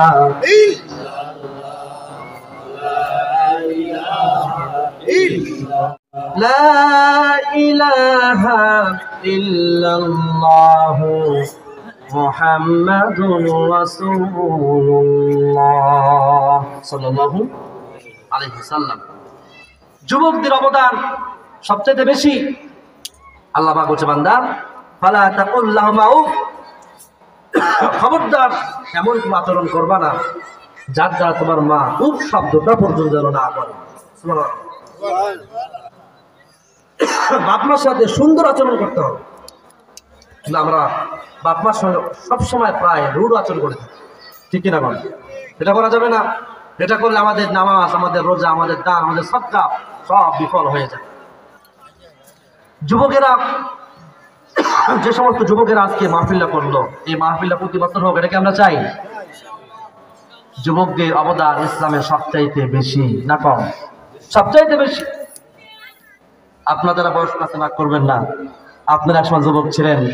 ইসলামের ইতিহাস পড়ে দেখবেন, ইসলামের যত সাহায্য করেছে যুবকেরা, কি বলেন ঠিক কিনা? যত সাহায্য করেছে কারা? যুবকেরা। আর বয়স্করা ইসলামের সাথে বিরোধিতা করেছে। আবু জাহেল, উতবা, সাইবা, আবু সুফিয়ান আছে না নাই? তা করছেন আঙ্কেল? আপনাদের বলছি। এইবার ভাইরা আমার, আল্লাহ নবী মুহাম্মদ রাসূলুল্লাহ সাল্লাল্লাহু আলাইহি ওয়াসাল্লাম তিনি যখন রাতে নামাজে দাঁড়িয়ে যেতেন, আল্লাহ কালামে তেলাওয়াত যখন তিনি করতেন, বিশ্বনবী যখন তেলাওয়াত করতেন, ঘরে চার কোণায় কাফের মুশরিকরা দাঁড়িয়ে যেত মুহাম্মদ সাল্লাল্লাহু আলাইহি ওয়াসাল্লামের কণ্ঠে তেলাওয়াত শোনার জন্য। এই কালামের তেলাওয়াত, আল্লাহ কালামের তাফসীর যাতে বন্ধ হয়, এই চেষ্টা শুধু আজ নয়, এই চেষ্টা আবহমান কাল থেকে হয়ে আসতেছে, ঠিক কিনা বল? बातिल से दबने वाले आया आसमां नहीं हम, बातिल से दबने वाले आया आसमां नहीं हम, सोबर कर चुका है तू इम्तिहा हमारा। এই পৃথিবী 100 বার টেস্ট করেছে, মুসলমান জীবন দিতে পারে, মুসলমান কাফেরের সামনে মাথা নত করতে জানে না, ঠিক কিনা বল? আবু জাহেল বলেছিল, وقال الذين كفروا لا تسمعوا لهذا القرآن والغوا فيه لعلكم تغلبون। যেখানে আল্লাহর কালামের তেলাওয়াত চলবে সেখানে তোমরা বাধা দাও, আলগাও ফিহি, সেখানে কি করো? বাধা দাও। শুধু তাই না, যদি বাধা দাও তাহলে লাআল্লাকুম তাগলিবুন, তাহলে তোমরা বিজয় লাভ করবা। নাউজুবিল্লাহ বলেন। আবু জাহেল বিশ্ব নবীর ঈমানি দাওয়াত বন্ধ করার জন্য কিন্তু কম চেষ্টা করে নাই। আবু জাহেল তার সমস্ত সামনে বান্ধবদেরকে বলল, শোনো, সামনে হজের মৌসুম আসতেছে, মুহাম্মদ সাল্লাল্লাহু আলাইহি ওয়াসাল্লাম যেভাবে কালেমার দাওয়াত দিচ্ছে আর ইসলাম ধর্মের মধ্যে যেভাবে মানুষ আসতেছে, এক পর্যায়ে কিন্তু আমাদের লোক খুঁজে পাওয়া যাবে না। সুতরাং বিভিন্ন রাষ্ট্র থেকে হাজিরা হজ করতে আসবে মক্কাতে, প্রত্যেকটা তাবুতে গিয়ে গিয়ে বলবা মোহাম্মদ নামে একটা পাগল আমাদের মক্কাতে আসছে, খবরদার তার সঙ্গে সাক্ষাৎ করবা না, দেখাও করবা না। এর কারণ তাকে যে দেখতে যায় সেও নিজেও পাগল হয়ে যায়। সুবহানাল্লাহ। হজের মৌসুম চলে আসলো, বিভিন্ন রাষ্ট্র থেকে হাজিরা হজ করতে আসলো। আবু জাহেল নিজেই সমস্ত তাবুতে গিয়ে গিয়ে বলছে, ও হাজি সাহেবেরা শোনো, এই আমাদের এই মক্কাতে মোহাম্মদ নামে একটা পাগল আছে। নাউজুবিল্লাহ বলবেন না? তোমরা খবরদার এই পাগলের কাছেও যাবা না, এর কোনো কোথাও শুনবা না। এখন মানুষের একটা অভ্যাস হলো এমন যে যে জিনিস থেকে মানুষকে নিষেধ করা হয় ওই জিনিসটা করার জন্য আরো উদ্বুদ্ধ হয়, ঠিক কিনা? হাজিরা বলতেছে কিন্তু পাগল অ্যাডভাইস করতেছে, পাগলটা কি সেটা আগে দেখে। সমস্ত হাজিরা পাগল দেখার জন্য কাবা ঘরের মধ্যে চলে গেল। সমস্ত হাজিরা লক্ষ্য করে তিনি দেখেন যে বিশ্ব নবী কাবা ঘরের একটা কিনারায় আল্লাহর কালামে তেলাওয়াত করতেছে। সমস্ত হাজিরা হুজুরের চেহারার দিকে তাকাইয়া তারা কেঁদে ফেললো। এত সুন্দর একটা মানুষ কেমনে পাগল হতে পারে? আমরা তো পাগল দেখেছি, মাথার চুল উস্কো ফুস্কো, দাঁতের মধ্যে ময়লা, শরীরে কাপড়ে কোনো সাইজ নাই। আর এত সুন্দর একটা সুবিন্যস্ত মানুষ কেমনে পাগল হয়? আল্লাহ নবী যখন সূরা তাহা পাঠ করেছিলেন, আল্লাহ রাসূল বলছিলেন, ইন্নানি আনাল্লাহু লা ইলাহা ইল্লা আনা ফা'বুদনি ওয়া আকিমিস সালাতা লিযিকরি। এই আয়াতে কালিমা তেলাওয়াত, আল্লাহ কালামের তেলাওয়াতটা সমস্ত হাজির অন্তরের মধ্যে তীরের মতো আঘাত করলো। সমস্ত হাজিরা বলে উঠলো, হুজুর আর ভ্রান্ত পথে থাকবো না, আপনি আমাদের পড়ায়া দেন লা ইলাহা ইল্লাল্লাহু মুহাম্মাদুর রাসূলুল্লাহ। আমরা ঈমান নিয়ে আজকে আলোচনা হচ্ছে। ঈমান একটা এমন জিনিস, আমরা যদি নিজেকে ঈমানদার দাবি করি আমাদের পরীক্ষার সম্মুখীন হতে হবে। কি বলেন, ঠিক কিনা?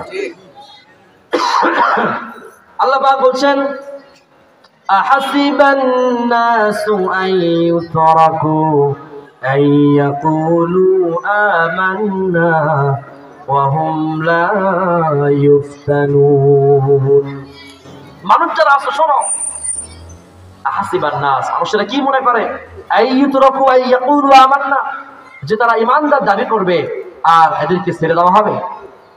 তার মানে ঈমান দাবি করলে অবশ্যই পরীক্ষার সম্মুখীন হতেই হবে। কি বলে, ঠিক কিনা? পরীক্ষা আসবে, পরীক্ষার সম্মুখীন হতে হবে।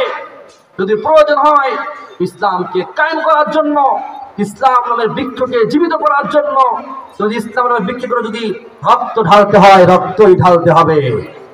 ঠিক কিনা? কর হযরত সাআদ সালামী রাদিয়াল্লাহু তাআলা আনহু, কাদো একটা সাহাবী। আল্লাহ রাসূল বললেন, ও সাআদ, তোমার চেহারার মধ্যে একটা বয়সের ছাপ পড়ে গেছে, সাদ তুমি কি বিয়ে করবা না? সাদ বলছে, হুজুর, এক নম্বরে আমার চেহারা খারাপ, দুই নম্বরে আমার সম্পদ বলতে কিছুই নেই। ইয়া রাসূলুল্লাহ, আমাকে মেয়েরা দেখলে দৌড়বা, আমার চেহারা ভালো না, এজন্য আমি হুজুর বিয়ে করতে পারছি না। এবার রাহমাতাল লিল আলামিন বিশ্ব নবী একটা পত্র লিখলেন। এই পত্রটা লিখে ভাঁজ করে সাদের হাতে দিয়ে বললেন, সাদ রে, এই মদিনাতে আব্দুল ওয়াহাব নামে একটা ব্যক্তি আছে, আব্দুল ওয়াহাবের কাছে গিয়ে তুমি এই পত্রটা দিয়ে দাও। সাআদ সালামী রাদিয়াল্লাহু তাআলা আনহু পত্রটা সম্মানের সাথে পত্রটা হাতে নিয়ে সাআদ রাদিয়াল্লাহু তাআলা আনহু আব্দুল ওয়াহাবের বাড়িতে চলে গেলেন। আব্দুল ওয়াহাবের বাড়িতে যাওয়ার পরে সালাম দিলেন। আব্দুল ওয়াহাব বাড়ি থেকে বের হয়ে আসলো। আব্দুল ওয়াহাব ডাকতে বলে, ও নবী সাহাবী সাদ রে, কি হয়েছে বলো? সাদ ডাকতে বলে, আব্দুল ওয়াহাব, আল্লাহর নবী এই পত্রটা তোমাকে দেওয়ার জন্য পাঠিয়েছে। আব্দুল ওয়াহাব হুজুরের চিঠি পাওয়ার সঙ্গে সঙ্গে তিনি চুমু দিলেন, সম্মান করলেন। পত্র খুলে দেখে আল্লাহ নবী সেখানে লিখেছে, আব্দুল ওয়াহাব রে, তোমার কন্যা অনেক সুন্দরী, তোমার কন্যার সাথে আমি আমার সাদকে বিবাহ দিতে চাই, তোমার কি মতামত? আব্দুল ওয়াহাব তার চোখ দিয়ে পানি বেয়ে পড়ল।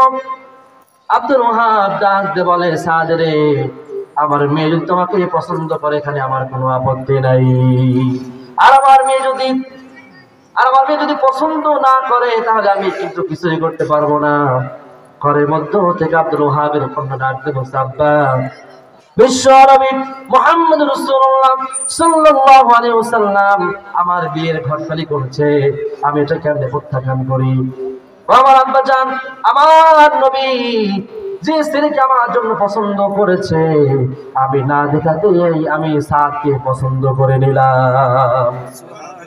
সাদ রাদিয়াল্লাহু তাআলা আনহু তিনি আনন্দ চিত্তে হুজুরের দরবারে চলে আসলেন, এসে বলছি ইয়া রাসূলুল্লাহ, ইয়া হাবিবাল্লাহ, ইয়া রাসূলুল্লাহ, আব্দুল ওয়াহাবের কন্যা বিয়েতে রাজি হয়ে গেছে, সাহাবী খুশি। হুজুর বললেন, ও সাদ রে, এত খুশি হয়েও না, তুমি যে বিয়ে করবা তোমার কি মহরণার টাকা আছে নাকি? বুঝেন নাই? তুমি যে বিয়ে করবা তোমার কি মহরণার টাকা আছে? দুঃখজনক লাগে কি জানেন, বর্তমান বিয়ে হয় 2 লক্ষ টাকা বাকি রাখিয়া নাকফুল বাবদ 700 টাকা বুঝিয়ে দিয়া অমুকের ছেলে অমুক তোমাকে বিয়ে করতে আসিয়াছে, তুমি কি এতে রাজি? মেয়ে বেকার, কি করবে? এখন যদি আমি এই বিয়েতে রাজি না হই, বাপ মার মান সম্মান থাকবে না, বাধ্য হয়ে করব। যে ছেলে আপনার মেয়ের মহারণার টাকা সম্পূর্ণ দিতে পারছে না, তার সাথে আপনি বিয়ে দিতে যাবেনই বা কেন? বুঝেন নাই? যাবেন কি তার সাথে বিয়ে দিতে? মহারণার টাকা ওই বৈঠকেই সম্পূর্ণ পরিশোধ করতে হবে, এটা ফরজ। এটা কি বলেন? কিসের বাকি? আমার বিয়ের মহারণার টাকা 20,000 টাকা। কত? 20,000। বর্তমান মেয়ের বাপ যারা আমরা আছি, আমারও মেয়ে, আমিও মেয়ের বাপ, মেয়ের বাপ যারা আছে এরা মনে করে যে এমন মহারণার টাকা চাবো যে দিতে না, যাতে আমার মেয়ে ছাড়তে না। উদ্দেশ্য প্রথমেই খারাপ, ঠিক না? উদ্দেশ্য প্রথমেই কি? প্রথমেই খারাপ, উদ্দেশ্যই খারাপ, যে যাতে আমার মেয়ে ছাড়তে না পারে। আরে মিয়া, যদি ছেড়ে দেয়, যদি আপনার মেয়েকে ছাড়ে, তাহলে 1 কোটি টাকা হলেও সে টাকা পরিশোধ করে মেয়েকে ছেড়ে দিবেন। কি বলো, ঠিক কিনা? শোনেন, এতক্ষণ তো মাদের ওয়াজ করলাম, পুরুষ জাতি কখনো কাজকর্ম করে ঢুকে না, বুঝতে পেরেছেন? পুরুষ মানুষ অস্থির হয়ে পড়ে, ঢুকে যায়। বর্তমান অধিকাংশ পুরুষগুলো হার্ট অ্যাটাক করে মারা যাচ্ছে স্ত্রীর অত্যাচারে। কি বলেন, ঠিক কিনা? আর একটা কথা শুনে রাখেন, পুরুষ জাতি কখনো কোনোদিন কারো প্রয়োজন হয় না। পুরুষ হলো প্রয়োজন। পুরুষ কি বলেন? প্রয়োজন। আওয়াজতে বলেন, ঠিক না ব্যাঠিক? আজকে আপনি মারা যান, আপনার স্ত্রী মাটির সঙ্গে হাত থাপড়াবে আর বলবে, এখন আমার কি হবে, আমি তো বিধবা হয়ে গেলাম। আপনার সন্তান হাউ মাউ করে কাঁদবে আর বলবে, আজ থেকে আমার কি হবে, আমাকে টাকা আর কে দিবে? সবাই কিন্তু যার যার জন্য ব্যক্তিগতভাবে কাঁদতেছে, একজনও কিন্তু কাঁদবে না, আমার আব্বা যে দুনিয়া ছেড়ে বিদায় নিয়ে চলে গেল, আমার আব্বার কবরের জগতে আমার আব্বার অবস্থা কি দাঁড়াবে। এটা কিন্তু কেউ ভাববে না। সবাই কিন্তু ভাববে, আমার কি হলো, আমার কি হবে। পুরুষ মানুষ কোনোদিন কারো প্রয়োজন হয় না, প্রয়োজন। কি বলেন তো? প্রয়োজন। একদিন একটা যুবক রাস্তা দিয়ে যাচ্ছে, শুধু কথা বাড়তেছে। একটা যুবক রাস্তা দিয়ে যাচ্ছে, যুবকটা লক্ষ্য করে দেখে রাস্তার পাশে একটা ডাবের গাছ। আপনারা কি বলেন, ডাব বলেন? আপনাদের ডাব বলেন? আচ্ছা, ডাবের গাছ। ডাবের গাছকে ধরে একটা বৃদ্ধ লোক চোখের পানি ফেলে ফেলে কাঁদতেছে। যুবকটা ডাকতে বলে, আঙ্কেল, মানুষ কান্না করে সন্তানকে ধরে, স্ত্রীকে ধরে, আপনি গাছকে ধরে কান্দেন কেন? এবার যুবক যখন এই প্রশ্ন করলেন, ওই মুরব্বীটা উত্তর দিলেন, বাবা, যেদিন আমি এই ডাবের গাছটা এই মাটিতে আমি বপন করেছিলাম, সেই দিন আমার স্ত্রী, প্রাণের স্ত্রী দুনিয়া ছেড়ে চলে গিয়েছিল। ছোট্ট আমার সন্তান, আমার ছোট্ট ছেলে সন্তান, আমার সন্তানের ভবিষ্যতের দিকে তাকিয়ে আমি আরেকটা নিকাহ করি নাই, বিবাহ করি নাই। সন্তানের মুখের দিকে তাকাই আমি এই কাজটা করি নাই। আমি একদিন ডাবের গাছটার দিকে লক্ষ্য করলাম, ডাবের গাছটা পানির অভাবে শুকিয়ে যাচ্ছে। আমি পানি নিয়ে ডাবের গাছের গোড়া পানি ঢালবো, এমন সময় আমার সন্তান ঘরের মধ্য থেকে হাওমাও করে কেঁদে উঠল। আমি সে পানির মশকটা ছেড়ে দিয়ে আমার সন্তানকে আমি জড়িয়ে ধরলাম। আমি আমার সন্তানের মুখে ফিরার উঠিয়ে দিলাম, দুধ খাওয়ালাম। এত কষ্ট করে আমি আমার সন্তানকে বড় করেছি, আর আমি সেই দিন ডাবের গাছটাকে পানি দিতে পারি নাই। কিন্তু আজ আমার সন্তান বড় একটা অফিসার, শহরে এসে তার স্ত্রীকে নিয়ে থাকে, একটা বারও আমার কাছে কোনো খবরও নেয় না। আর এই ডাবের গাছ নিয়মিত আমাকে ডাব দেয়, এই ডাবগুলো আমি 50 টাকা করে বিক্রি করি, আমি আমার জীবনটা চালাই। আমি সেই জন্য ডাবের গাছটাকে জড়িয়ে ধরেছি আর বলতেছি, ডাবের গাছ, ও ডাবের গাছ, তুমি দুঃখ করো না। সেদিন তুমি প্রায় মারাই যাচ্ছিলে, আমি তোমাকে পানি দিতে পারি নাই, আমার সন্তানকে দিয়ে আমি বুকের সঙ্গে জড়িয়ে ধরেছি। ও ডাবের গাছ শোনো, আর তুমি আমাকে নিঃস্বার্থ ভাবে তুমি আমাকে যে টাকা দাও, আমার সন্তান আমাকে সেটাও দেয় না। ও ডাবের গাছ, আমি সেই দিন তোমাকে ঠিকই পানি দিতে পারি নাই, কিন্তু আজকে আমি তোমাকে আমার বুকের সঙ্গে জড়িয়ে ধরলাম। আর সবচাইতে আল্লাহর কাছে সবচাইতে উৎকৃষ্ট উত্তম পানি যেটা চোখের পানি, আমার চোখের পানি তোমার গায়ে আমি দিয়ে দিলাম। অনেক পিতামা আছে সন্তানের এমন কষ্টের কারণে মুখ দিয়ে কিছু বলতেও পারে না, লোক সমাজে যেতেও পারে না। অনেকে মনে করে যে একটা অফিসারের পিতা অনেক বড় লোক, কিন্তু তার কিছুই নাই, ঠিক কিনা কোন? আল্লাহ পাক রব্বুল আলামিন সুন্দর করে বান্দাদেরকে জানিয়ে দিয়েছেন, বান্দারে তারিফুহুম বিসিমাহুম, এই সমস্ত লোকদেরকে মুখ দেখে দেখে চিনো, আর এদেরকে দান করো। আর কি করো? এদেরকে দান করো, এদেরকে হাদিয়া দাও, ডাবল সওয়াব। সুবহানাল্লাহ বলে, ডাবল সওয়াব। এবার সালামী রাদিয়াল্লাহু তাআলা আনহু হুজুরকে বললেন, ইয়া রাসূলুল্লাহ, বিয়ার মহারণা তো আমার নাই, পুরো টাকা আমার নাই। হুজুর তাকায় দেখেন আমার শরীরে জামাটুকু নাই, শুধুমাত্র পরনে একটা ইজারা আছে, এছাড়া আমার আর কাছে কিছুই নেই। আল্লাহর নবী সমস্ত সাহাবীদের কাছ থেকে টাকা উঠালেন, সাদের হাতে দিয়ে বললেন, সাদ রে, বাজারে যাও, তোমার বিয়ের বাজার করে নিয়ে আসো। সাদ সালামী রাদিয়াল্লাহু তাআলা আনহু তিনি সেই টাকা নিয়ে বাজারের দিকে যাচ্ছেন। এমন সময় কে যেন বলে, হাইয়া আলাল জিহাদ, জিহাদের ডাক চলে আসলো।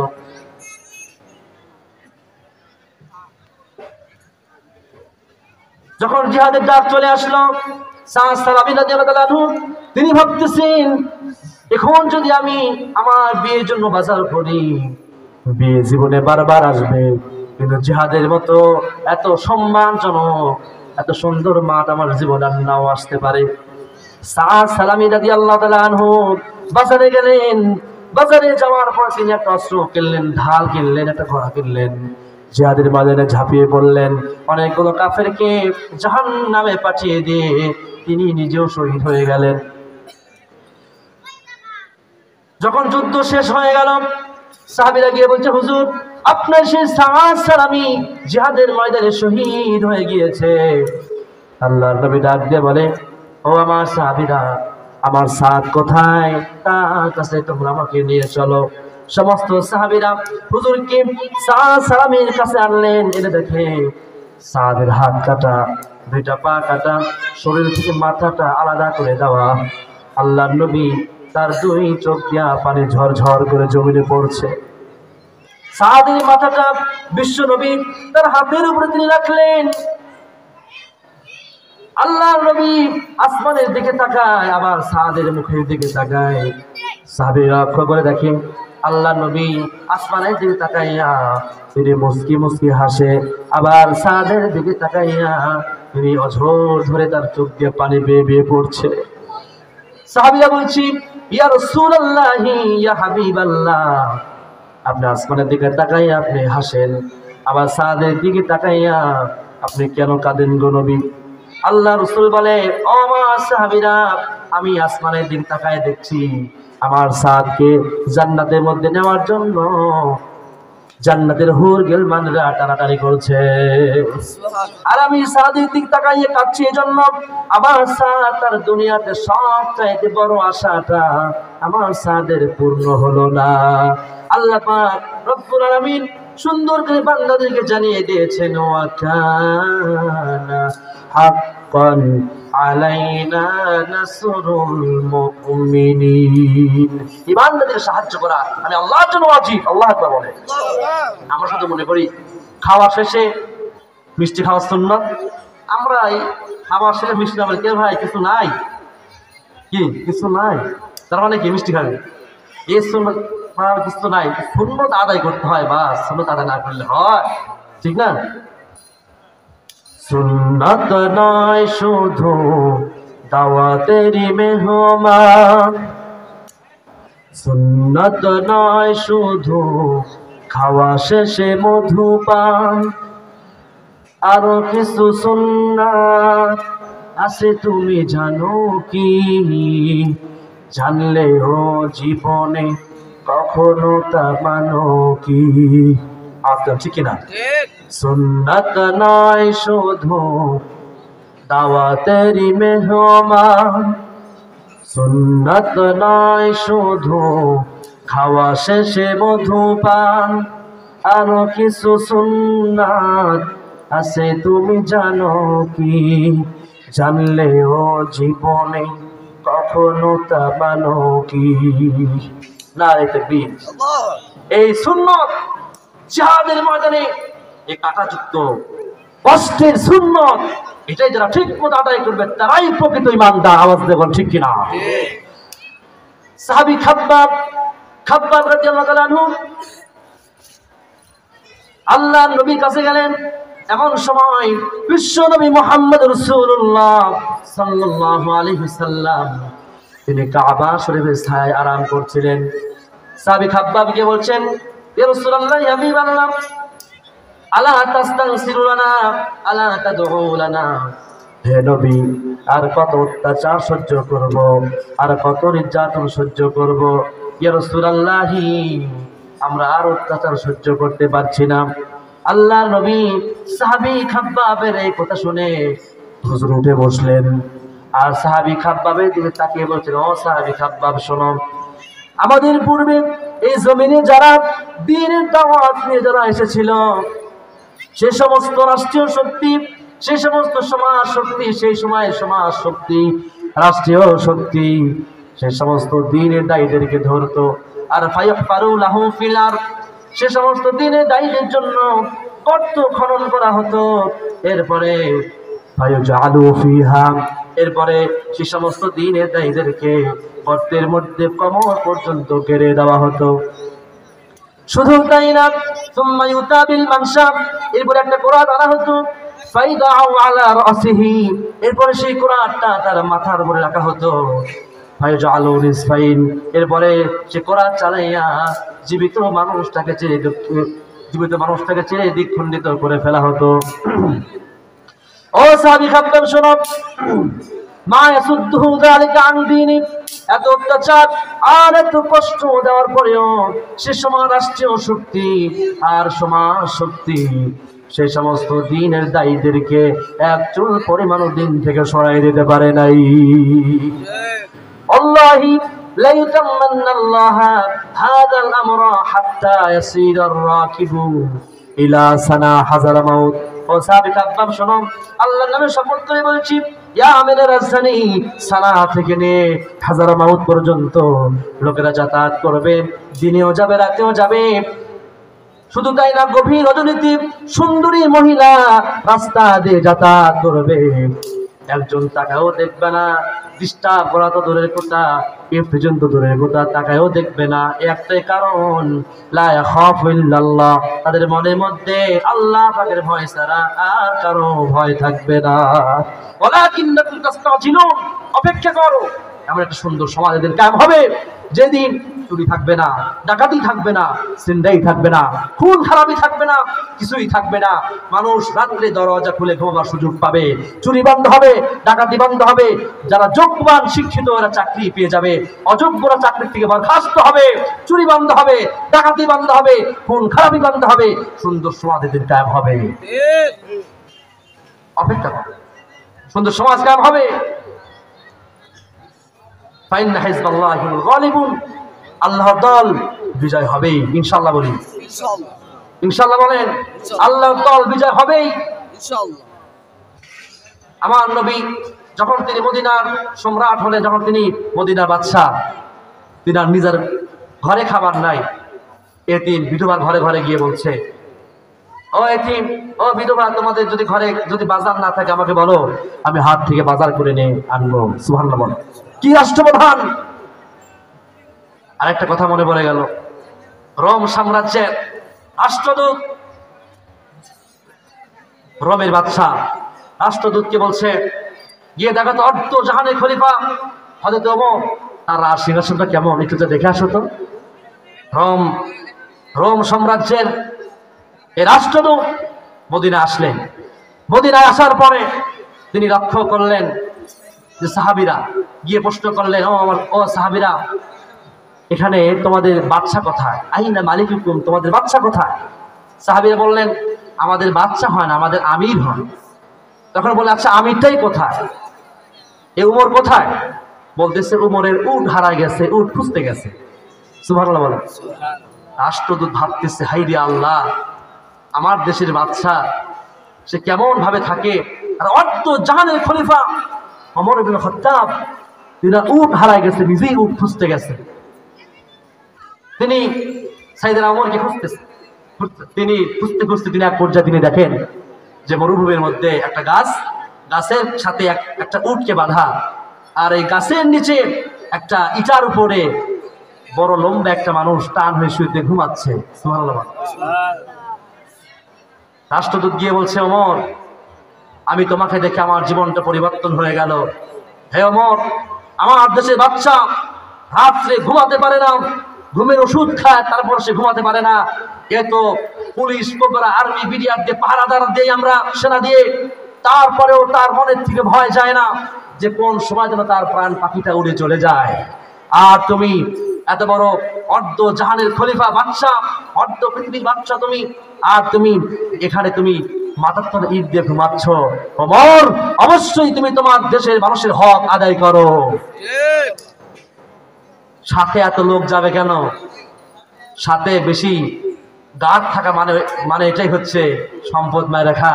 বুঝেন না কথা? যদি আপনি জনগণের হক আদায় করেন, আপনি কোনো গার্ড লাগবে না, আপনার গার্ড দেওয়ার জন্য আল্লাহ পাক যথেষ্ট। সুবহানাল্লাহ বলেন। লাহু মুআকিবাতুন মিন বাইনি ইয়াদাইহি ওয়া মিন খালফিহি ইয়াহফাযুনাহু মিন আমরিল্লাহ। আল্লাহ পাক বলেছেন, আমি আমার বান্দাদেরকে তার ডানে বামে পিছনে ইয়াহফাযুনাহু মিন আমরিল্লাহ, আমি আল্লাহ পাক ফেরেশতা নিযুক্ত করে রেখে দিয়েছি। এই ওমর রাদিয়াল্লাহু তাআলা আনহু, তিনি আপনার রাত্রিতে তিনি ছদ্মবেশে তিনি দেখছেন যে তার রাজ্যের কি অবস্থা। তিনি এক পর্যায়ে দেখলেন একটা বাড়ির মধ্য থেকে একটা পুরুষ বাড়ির মধ্যে ঢুকে আবার বাড়ি থেকে বের হয়ে আসে। সাইয়েদনা ওমর ডাক দিয়ে বলছে, ও আল্লাহর বান্দা, তুমি কি ছোট্ট নাকি? বাড়ির মধ্যে একবার ঢুকো, আবার বাড়ি থেকে তুমি বের হয়ে আসো, এর কারণটা কি? যুবকটা বলছে, হুজুর, আমি তো আপনাকে চিনি না, আর আমার যেখানে বাড়ি আশেপাশে কোনো বাড়ি নাই। আমার স্ত্রী এই মাত্রই বাচ্চা হবে, আমার স্ত্রী প্রসব বেদনা শুরু হয়ে গেছে, আমার স্ত্রী আর্তনাদ চিৎকার আমার আর সহ্য হচ্ছে না হুজুর, আর আমি এই ব্যাপারে কিছু জানিও না। এবার অর্ধ জাহানের খলিফা ওমরে ফারুক ডাক দিয়ে বললেন, ও যুবক, তুমি একটু দাঁড়াও, দেখি তো আমি তোমার জন্য কোনো সাহায্য করতে পারি কিনা। একটু পরে একটা মহিলাকে নিয়ে আসলেন ওমর। ওই যুবক তো জানে না ইনি ওমর। সেদিন ওমর একটা মহিলাকে আনলেন, বাড়ির মধ্যে তিনি ঢুকায় দিলেন। একটু পর সে মহিলাটা বাচ্চাকে হাতে নিয়ে এসে বলছেন, ইয়া আমিরুল মুমিনিন, ইয়া আমিরুল মুমিনিন, বাচ্চা সুস্থ আছে, বাচ্চার মাও সুস্থ আছে। যখন মহিলার মুখে আমিরুল মুমিনিন যখন শুনলেন যুবকটা, সে ভয়ে কাঁপতে লাগলো। কাঁপতে কাঁপতে সাইয়েদনা ওমরকে বলছে, ওমর, আমি আপনাকে চিনতে পারি নাই, আপনি আমাকে মাফ করে দিবেন। সাইয়েদনা ওমর বলছে, ও আল্লাহর বান্দা, শোনো, কিয়ামতের মাঠে তুমি আল্লাহর কাঠগড়ায় আমাকে দাঁড় করিও না। তুমি বলার আগেই যে আমি তোমার বাড়িতে বসতে পারি নাই, এই ভেবে আল্লাহর সামনে তুমি আমাকে আসামির কাঠগড়া দাঁড় করিও না। এবার যুবকটা কিছু টাকা পয়সা ওমরের হাতে দিয়ে বলছেন, হুজুর, আমার ভুল মাফ করবেন, এই যে কিছু টাকা, এই টাকাটা আপনি যে নার্স নিয়ে আসছেন, যে সেবিকা নিয়ে আসছেন, এই সেবিকার হাতে আপনি টাকাটা দিবেন। সাইয়েদনা ওমর বলছেন, ও আল্লাহর বান্দা, তুমি যাকে নার্স বলছো, সেবিকা বলছো, সে কোনো নার্সও না, সেবিকাও না, সে হলো আমার প্রাণপ্রিয় স্ত্রী। অর্ধ জাহানের খলিফা ওমরে ফারুকের কেমন মানবতা! আর বর্তমান মেম্বারের চোটে থাকাই জানা। কি বলেন ঠিক কিনা? মেম্বারের অত্যাচার থাকতেই পারে সবাই। আপনি লেখা মেম্বার ভালো, আলহামদুলিল্লাহ। ও অধিকাংশ জায়গায় অত্যাচার করে, মানুষদের প্রতি জুলুম করে।